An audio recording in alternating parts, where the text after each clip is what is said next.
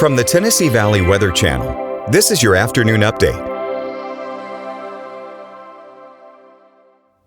Good Thursday afternoon. I'm Kelli Rosson in the Tennessee Valley Weather Center with a check at your forecast. And do we have a lot to cover? Today is the calm before the storm, quite literally for us here in the Tennessee Valley. We have Hurricane Francine still swirling off the coast of Louisiana. We are starting to see some cloud cover from that move into the Tennessee Valley. That will continue throughout the rest of today. Cloud cover will thicken up and we'll start to see a few rain showers by this evening. So Francine at this time is a Category 1 hurricane.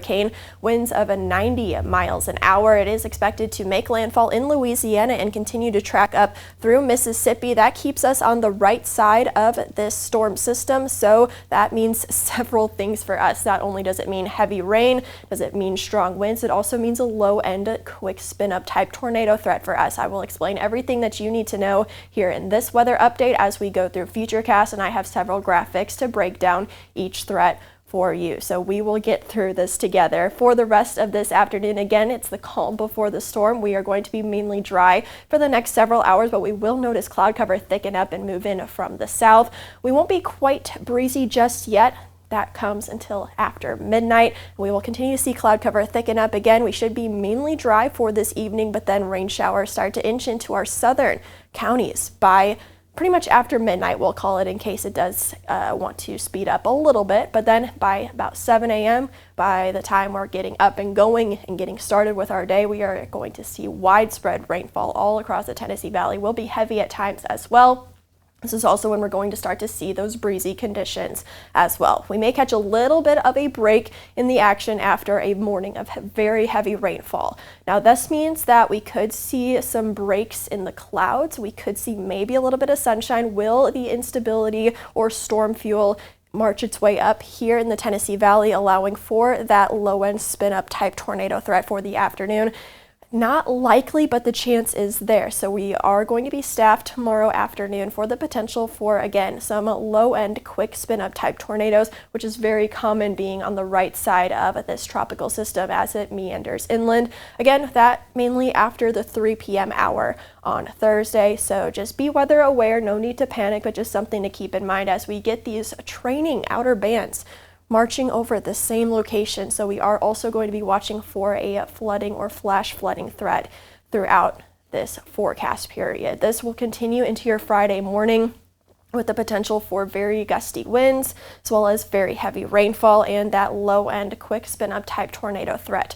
That will continue into Friday. However, the parameters are going to be starting to move eastward kind of as that last band moves through, and then we should be okay and a relatively smooth sailing for the rest of the afternoon. We will just be left with leftover moisture and a little bit of a breeze for the rest of your Friday. So let's go ahead and break down all of the different types of threats. This is the times of arrival for the stronger wind gusts. 30 to 45 miles an hour and isolated 50 mile an hour wind gusts can't be ruled out. Now this will be on and off basically through Friday afternoon. So we're going to start to see those wind gusts between 3 and 7 a.m. for North Alabama, Northeast Mississippi. For the southern portion of our southern middle Tennessee viewing area, between 6 and 9 a.m. is when we're going to start to see those very gusty winds. And then 8 to 11 a.m. we will start to see those gusty winds for Lewis, Murray, and Marshall counties in southern middle Tennessee. Now for the tornado threat, again, it is a low-end, quick spin-up type tornado threat, but a tornado is still a tornado. It's something we still need to pay attention to.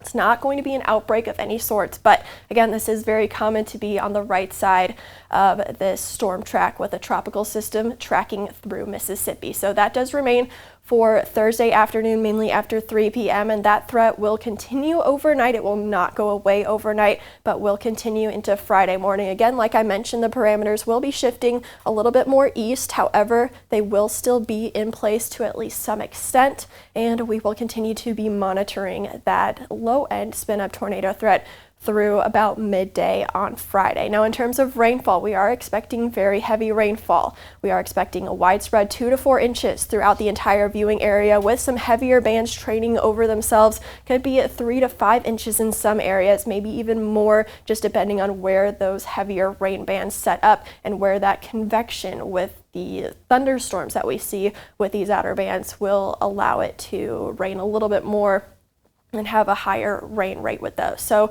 all encompassing, to wrap things up, In terms of flooding, potential is there. We are expecting 2 to 4 inches of rain, isolated areas up to 3 to 5 inches in some heavier rain banding. In terms of wind, 30 to 45 miles an hour with wind gusts potentially up to 50 miles an hour by the time we get to Thursday night and overnight. So that's something we're going to be watching as well. Again, with the tornado threat, it is a low end, quick spin up type tornado. It is very rare to see anything above or stronger than an EF2 tornado with this type of setup. However, we are going to continue to monitor, and we will be staffed if we do see tornado warnings anytime between Thursday afternoon and about midday on Friday. Now, with a lot of rainfall with heavy winds, we can't completely rule out the potential for some power outages. We're not expecting any widespread long-term issues. We are expecting maybe just some short-lived issues in some very isolated areas. Now, beyond Friday, we are going to see